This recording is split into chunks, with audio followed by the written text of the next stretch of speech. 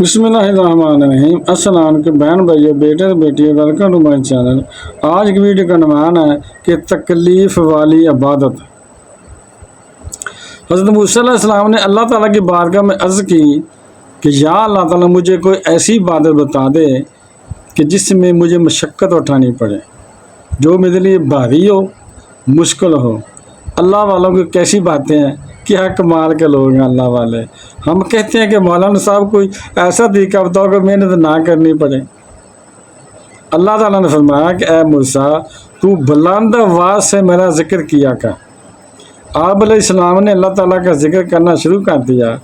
جتنا وہ اللہ تعالیٰ کا ذکر کرتے گئے تو اتنا ہی مزہ آتا گیا، اتنا ہی لطف آتا گیا، سرور آتا گیا۔ سبحان اللہ۔ جب ذکر کرنے سے لطف آنا شروع ہوا تو اور ذکر کرتے گئے، ذکر بڑھاتے گئے۔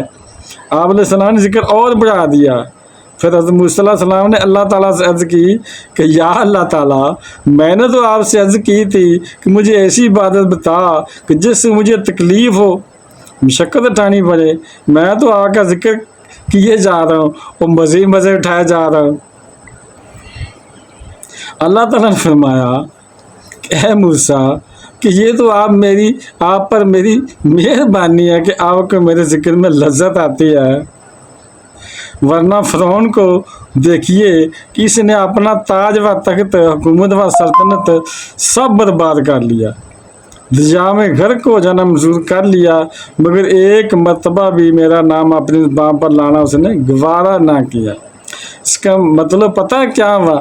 کہ خوش نصیب وہ ہے کہ جسے اللہ کے ذکر کی توفیق ملتی ہے، جسے اللہ کے ذکر میں لطف آتا ہے، جس کا اللہ کا ذکر کرنے کا دل کرتا ہے۔ ورنہ آج کے دور میں تسبیح بہت بھاری لگتی ہے، تسبیح اٹھتی ہی نہیں ہے، فوراً جیب میں تسبیح بندہ رکھ لیتا ہے۔ ذرا پچھلی طرح اٹھ کے اللہ کا ذکر کریں نا، ذرا پریکٹس کریں گے، انشاءاللہ ایک دو دن میں آپ کو پتہ چل جائے گا کہ کتنا سرور آتا ہے اللہ کے ذکر میں۔ اور جب بندہ روتا ہے نا اللہ کے ذکر میں، اور سرور آتا ہے، دل کرتا ہے کہ میں روتا ہی رہوں، اللہ کے ذکر میں روتا رہوں، ذکر کرتا رہوں، رونا آتا رہے۔ سبحان اللہ۔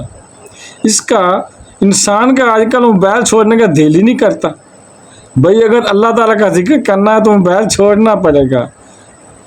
میں تھوڑا اور موبائل میں لگ جاؤں، تھوڑا اور ٹی وی اور فلم ڈرامے دیکھ لوں، دوستوں کی گپ شپ چھوڑنے کا جی نہیں چاہتا۔ ایک تو منہ میں پان گٹکا نہ جانے کیا کہ منہ میں رکھتے ہیں، یہ چیزیں منہ سے نکالیں گے تو ذکر کریں گے نا۔ پان اینٹی درد ہے، پان اینٹی درود ہے، کیونکہ منہ میں جتنی دیر پان ہوگا اتنی دیر درود نہیں پا سکیں گے۔ ہم نے اپنے آپ کو مصروف ایسا کر لیا ہوا ہے کہ اللہ کا ذکر کرنا، درود پڑھنا مشکل ہو گیا ہے۔ ایسا نہ کریں میرے بہن بھائیوں، بیٹے اور بیٹیوں، اپنے آپ کو ان فضول یاد سے بچائیں۔ ویڈیو دیکھنے کا بہت شکریہ، اپنا بہت زیادہ خیال رکھیے گا۔ اگر آپ کو میری ویڈیو اچھی لگی ہے تو اسے صدقہ جاریہ سمجھ کر آگے شیئر کر دیں، اور اگر ابھی تک آپ نے میرے چینل کو سبسکرائب نہیں کیا تو لازمی کر لیں اور بیل کو دبا کر آل پر کلک کر دیں تاکہ میری آنے والی اچھی سے اچھی ویڈیوز آپ کو ملتی رہیں۔ چلو ملتے ہیں نیکسٹ ویڈیو میں۔ السلام علیکم، خدا حافظ۔